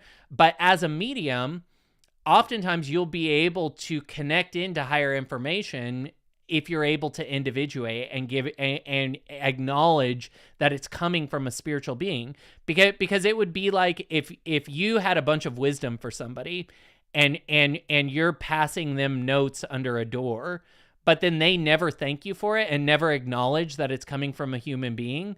Well, how long are you going to want to keep putting notes under the door for them? Like, you want it to be a relationship. And so the more that you can make your thought process a relationship, the more that you'll get more interesting information and ideas and the ability to process information in a useful way. Okay. So, anything else that I wanted to talk about here? And yeah, I guess just distinguishing those ideas is an emotional thing. You know, we understand who somebody is by how we feel about them. And if we're clear in our own emotional body and our own nervous system, we'll get a clear read on someone. But how often has somebody reminded you of somebody that you just have so much unprocessed resentment towards, and then you project that resentment onto that person that looks like them, even though that's not the person that you're resenting? Well, if we have that type of bottled up resentment, then we are going to project that onto the information and to the spirits that we tune into. And because of that, that's one of the reasons that we have to be so clear in our nervous system and understand what's happening there. Now, the next thing that I want to talk about is as we develop in mediumship, and I'm speaking a little bit above my head here because I am not a fully developed medium, although I'm very good at getting creative downloads and getting information and calling in answers from my spiritual team. I'm very good at receiving that. I'm not good at individuating who it's coming from yet. And this is the thing that I'm developing is the ability to individuate, because when you go and see a really good medium, when I used to do workshops with Paul Selig, he would tune into somebody's energy and he could tell you immediately which spirits were there. And he could give you a full description. He would act out their body movements. And because he was trained theatrically as an actor, he would do such a good job of taking on the mannerisms of your father or of your past grandfather. And to the point where people would just see his mannerisms and it would register so clearly as their grandfather that they would burst into tears and be like, "That's Papa." And it was, I mean, I saw him do this over and over and over again. And it was just really interesting for him to be able to translate that energy so effectively. And then what he would do is he would facilitate conversations between the person in the workshop and their grandfather or their mother. And he would help them resolve issues that were no longer there so that they could both clear their emotional palette and move about their spiritual evolution without being stuck in that energy of loss. Now, one of the things that happens as you develop this level of mediumship is a lot of times there would be really nefarious trickster spirits that were with these people. And because he was sensitive, he wasn't just picking up on let me take that back. One, he was sensitive, but two, he was really trying to get to the root of what kind of influence this person had. So he was opening himself not just to see the positive spirits, but he was opening them to see the truth of what the spiritual interaction there actually looked like. And so a lot of times he would see negative entities, and those negative entities were not advanced in love. They were often operating out of a place of fear, just the way that a narcissist would. And they were trying to manipulate this person in order to get one of their physical addictions met. Now, in the Divine Truth work, A.J. Miller, a.k.a. Jesus, and Mary Luck, a.k.a. Mary Magdalene, are two of the most advanced mediums that I've ever come across. Their ability to be able to translate information and to tune in to the truth of what the influence actually is and how that spirit is connecting into a person is just so interesting. There's hundreds of hours of them doing spiritual channeling content on their YouTube. You can just search, Divine Truth on YouTube and find some of that. But aspirationally, it really helped me understand what's possible as a medium. And one of the things that they do is they coach spirits that are not in a good place of love into finding the divine truth information and into receiving God's love so that they can figure out how to better navigate the spirit world. And one of the things that they do that I've started to do when I feel like there's some energy around me that I can't quite identify is they will, as they're talking to a spirit who's in a bad place, they will say, okay, now you have free will and you can choose to do whatever you want in the spirit world. But I'm going to invite some of my friends from the celestial spirits that are in a much better place than you are right now. And I want you to just I want you to let them share some of their some visuals of what their space looks like, and I want you to read into their energy, and I want you to see if this is aspirationally what you would like to do. And then almost always the spirit who's in a negative place is like, this could be mine. I could be like them. And so then that what Mary and AJ will say is these spirits are going to teach you what you need to teach. and work with you in order to advance, and we'll tune in with you at a later date. So then months later, we'll tune back. They'll tune back into those spirits, and those spirits have had a massively accelerated experience and learned so much about the spirit world because time is different there. And so then it's really interesting to compare the first channeling to the second channeling after they had these interactions with these celestial spirits. And so I've started to do that as well. I think we all have access to be able to call in divine celestial spirits and say, hey, I'm not sure what the energy is here, but it feels a little bit off. And so I want to call in my celestial guides or some celestial spirits to help work with these entities and show them what's possible for them so that they can choose into a better experience in the spirit world if they want. Because the spirit world is a law of attraction dimensional space. You go in the spirit world where you are. The spirit world is separated by boundaries of love. So you go in the spirit world where you are most fit to go in order to have your own emotional trauma triggered. So if you have a ton of resentment and anger towards men, well, when you die, you're going to go to a place in the spirit world where everybody there has anger and resentment towards men. And this is designed to be a mirror to slap you in the face and to show you what you're doing. Life is always a mirror reflecting back to you who you are. And it's reflecting back to you who you are via your emotions and feelings. And so if you will approach life in the physical and the spiritual through a sense of humility, which just means you're willing to feel every feeling as fully as you can and release it, what you will do is you will rapidly evolve out of any quote unquote negative space in the spiritual realms. There's no place that you're locked in eternally in the spiritual realms. All spiritual realms are designed for your own learning and advancement, but it is a mirror simulation that is designed to act like an acupuncture needle and poke you where the emotional energy needs to move. So if you meet an entity and you're talking to your spirit friend, you can say, what does your home in the spirit world look like? Describe it to me. Tell me some of the things around me. What are the people around you like? Well, if they truthfully describe what they're seeing and the emotions that they're having, you can get a pretty good sense of where they're at in the spirit world and which dimensional sphere of love they're in. And then if you're really highly mediumistic and you can have an actual conversation with them, you can teach them just like I'm giving a lecture right now. You know, I'm calling in any spirits to be listening to this lecture right now. Or you can say, well, I'm not really getting a good read on you, but I have some celestial friends that I think can show you something that will help you in your situation. Would you like me to call them in? And then you can get kind of a yes-no energy once you start to get developed where you can at least know if they've given consent. And then you call those spirits in, and then you just kind of allow that to happen. And if you can feel those spirits come in, then you strengthen your faith knowing that it happened. If you can't feel them come in, then you can still ask them to come in. You're just having to take it more on faith.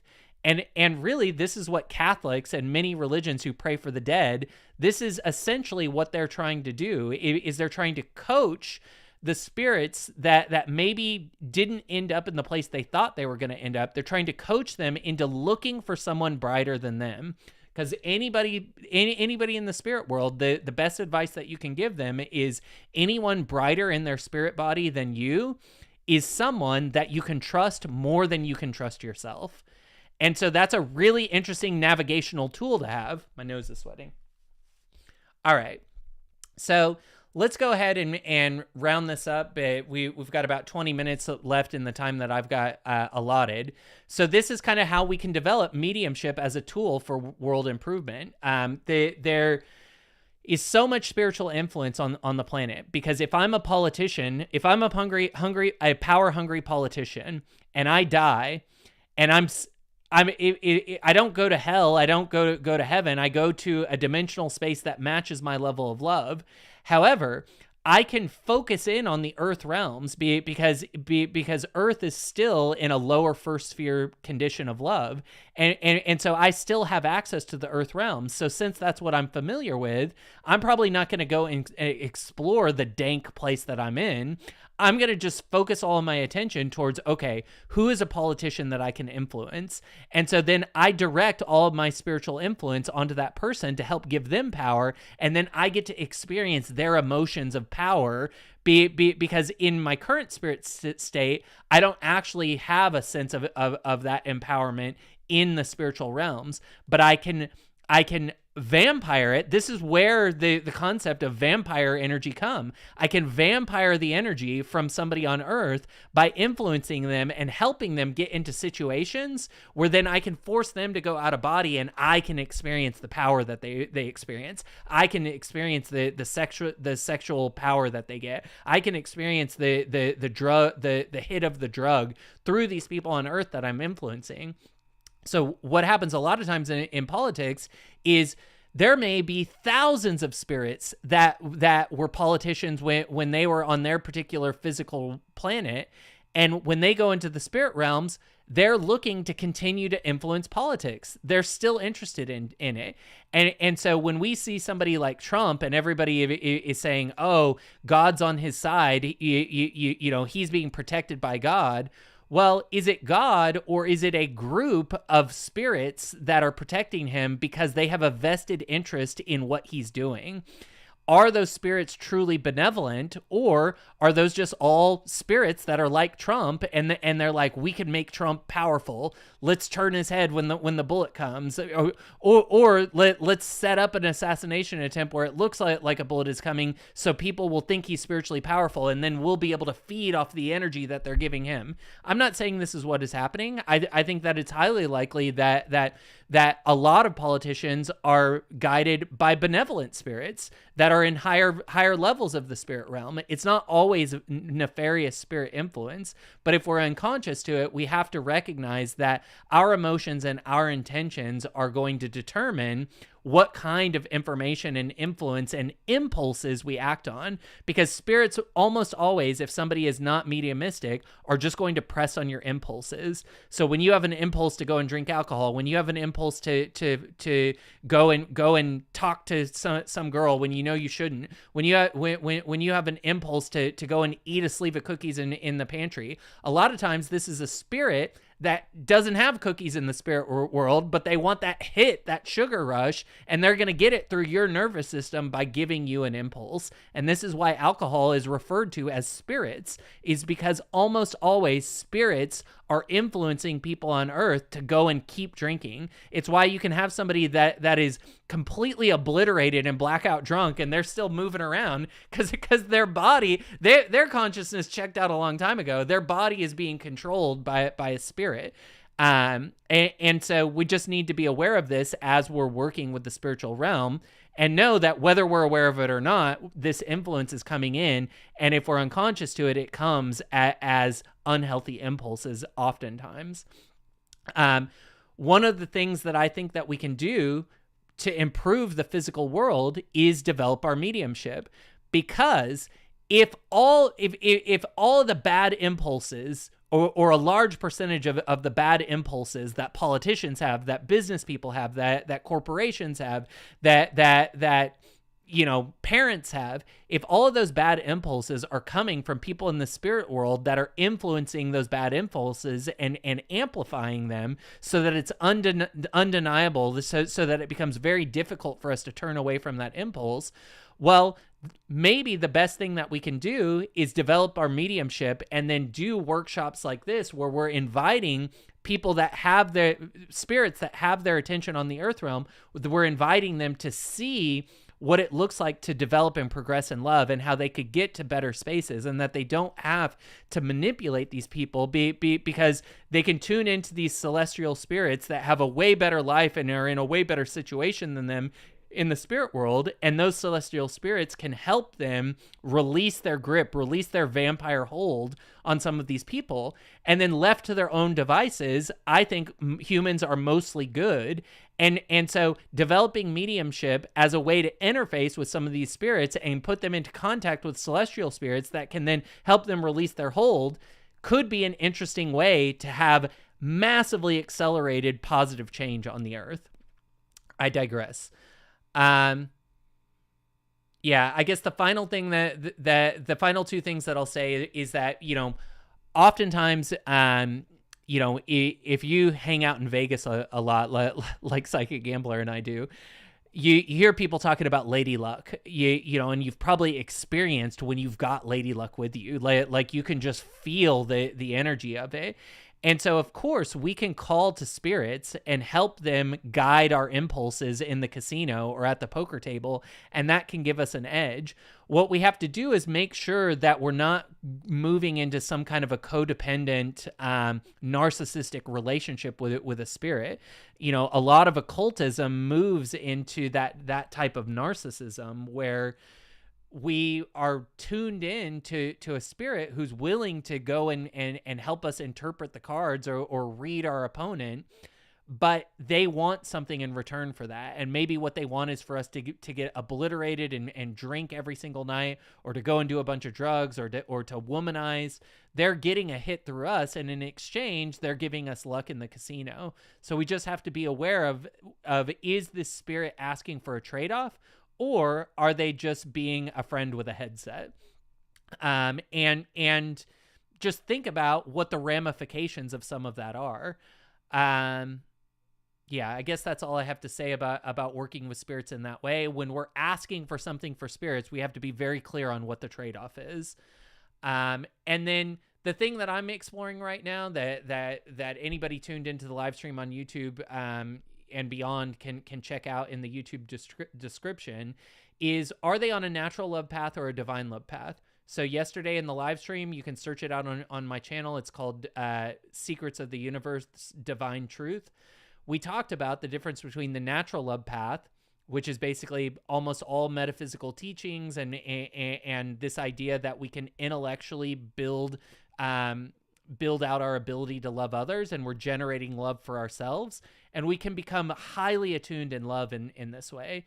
But the other path that I'm exploring is the divine love path, where we learn love by receiving it from God, and God is an entity outside of ourselves, and God has a path for us. We're not choosing our own path. God has, through the physics of our desires, of our pure desires, already designed the path, and so we're tuning back in to the true pure desires that we have, not our impulse desires. A lot of times on the natural love path, that's where we can use spirit influence, to get things that probably aren't our pure desires. I used to do this with womanizing and drinking all the time. I would actually, call in my spiritual team and go find me the woman, the beautiful woman that's ready to have sex with me. And then I would call that in, and then I would get so obliterated that I was blackout drunk, but then these spirits would basically have sex with these women through me. And so you want to make sure that that's not happening, that you're actually having a conscious experience of your own experiences. And so the divine love path, when we work with spirits that are on the divine love path, because they're developed in divine love, are not ever going to manipulate us in that way, because that's not God's plan for any of us. God's plan is for us to experience our own experiences and our own feelings, and to have our own joys and celebrations. And yes, we can do that in partnership with friends, and our spirits can be friends, but they're not going to try to get us out of body in order to manipulate people on earth. So just something to keep in mind, that maybe there's something called the natural love path, and maybe there's something called the divine love path, and we each have to kind of tune into that and use our own emotional, truth detector to determine what parts of that are true and accurate, and how we want to utilize that. For me, exploring the divine love path is about asking God to show me what his love or her love looks like, receiving that. I want to be filled with your love, God, and then removing the things that prevent me from tuning to that level of sensitivity in my nervous system. So drugs and alcohol, I've been off for almost 9 years now, 8 or 9. I'll have to look at the date. I can't remember.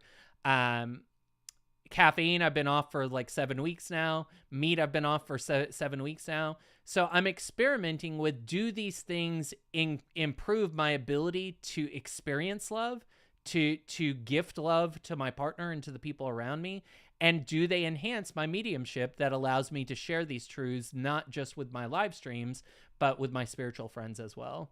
So I'll open it back up to anybody that wants to pop on stage. Let me just check the YouTube chat. Adrian says, yeah, I've always wondered about the word spirits. Yeah, it's because almost always when you're blackout drunk, there's a spirit operating your body. And because they can't get the physical impulse or experience in their nervous system of sex or alcohol or any of these things, because they're in a quote unquote negative state. So they could go into higher realms and have sex and experience loving sex. They could do that, but they're in such a poorly evolved spiritual state that nobody wants to have sex with them, because everybody can see, and every woman can see in their spiritual body that this is not a good dude. This is a bad hombre. So nobody will have sex with them. And so then they have to trick people on earth to get blackout drunk, and then they have sex through those people in order to get that hit. So I don't say that to scare anybody. Working with our spiritual friends, there's so many benevolent spiritual friends, and I think Psychic Gambler had a really good insight on, it's all about your intention going into these things. And I'll add to that your intention is amplified by your emotional state. So if you are unaware of what's happening in your nervous system, if you're unaware of any resentments or anger or things that you're harboring in your nervous system, well, those are going to play out unconsciously in your intention. But if you're aware of those things and you're tending to those things and you're processing those big emotions, and you're going into this spiritual space, this spiritual container with a balanced emotional state and a strong intention, then that's likely going to serve you the best. Because the way to connect with something is to hold it vividly in your mind, and that's really what an intention is. So anybody want to come up on stage, or Psychic Gambler, you have any closing thoughts before we round this thing out? I just want to say that I don't know of any spirit that can read the cards. so we're all safe. We're all safe there in the poker setting. And if they did, I don't know what kind of karma that might come around to. But you're right in the sense that, there is always a price or a karma or interaction. When you ask something of a spirit to do something that might unbalance the energy in a different way, right? So yeah. Yeah, and what he's referring to, if you joined in late, is I was talking about how when you're at the casino and you're asking Lady Luck for luck, one of the things that I said while I was rambling about that was that maybe you're asking a spirit to help you see the cards. And what Psychic Gambler is rightfully saying here is spirits can't see physical objects that don't have energy, so they can't actually see what the cards are. What they can see is the nervous system of the player, though, and so sometimes you can get some insight on whether they have a big hand or not. Sometimes that's your spirit friends helping you out, but sometimes that's just what a highly tuned poker player is. It's somebody that's able to read somebody's emotions just through micro expressions. You can oftentimes tell if somebody's holding a banger of a hand or if they're bluffing, and so your spiritual connection is just amplifying your ability to tune into all of that. Just like I said, a spirit can turn your head towards something on the timeline, and it's not that spirit read the timeline. It's that it knew the energy of what was coming up there and how you would respond to it, and so it's nodding your head towards that. But yeah, so spirits are tuned into our emotional and energetic bodies. That's what they're seeing. They're not necessarily seeing the physicality of our world, and so because the energetic state of the world is in a lower first sphere dimension of love. When they look down on the earth actually looks super grungy and smoggy, because it's in such a poor state of love, and so they're looking at people's energy body because it's almost impossible to see anything else. Anything else you want to add there, Psychic Gambler? No, I think you say it quite well. I think that, when it comes to gambling, the you yourself, you have that ability to tap into your own intuition, Yep. and feel into the emotions and feel into the energy, right? We don't necessarily need like an entity to help us. We can, of course, but it's actually much harder and much more occult and esoteric to ask for that. Even though I have delved into that kind of work, but doing all of that with, as a poker player and as a channeler, I recognize that actually the secret to becoming the best poker player is literally just working on yourself. Working on all of those nervous system things that we talked about, because luck happens when your energy is in flow, when your energy is clear, right? And so, like, I'd rather be lucky than good, right? But if you're lucky and good, oh my God, like, what is your reality going to look like then, right? Yeah. That's one of my favorite phrases. I've written that before. I don't know if I got that from you or somewhere else, but this idea of I'd rather be lucky than good, like, to me, that's such an interesting prayer. Because what it means is that I have to kind of overclock into a mystical space, a mysterious space. I have to ask the quantum computer to kind of render reality in my favor, rather than relying so tightly on my intellect. And I think when you watch really good poker players, the best poker players are coming from a place of intuition. It's not just all GTO poker, I learned all the math. Like, they're able, the best poker players are the best at reading their opponents. So good advice. I appreciate that. I guess the final thing that I'll say before we go is that this podcast is brought to you by Unsubscribe on NF Treasure, powered by NF Treasure. The shirt that I'm wearing, this shirt is content. If you're interested in buying that, you can go to nftreasure.com/unsubscribe. That's going to bring you to the Unsubscribe brand. It's going to talk to you about what unsubscribing is all about. And Unsubscribe is about unsubscribing from predictive programming, mainstream media, people-pleasing, groupthink, legacy systems, toxic ideas, doublespeak, gaslighting, fake people, hustle harder culture, and anything not meant for you.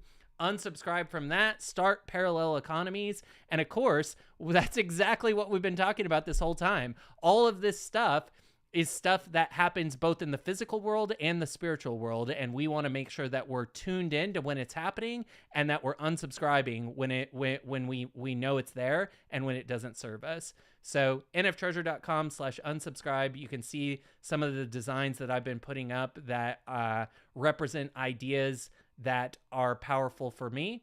And yeah, I appreciate everybody that joined in live, and that everybody that joined in the YouTube chat. We will see you in the next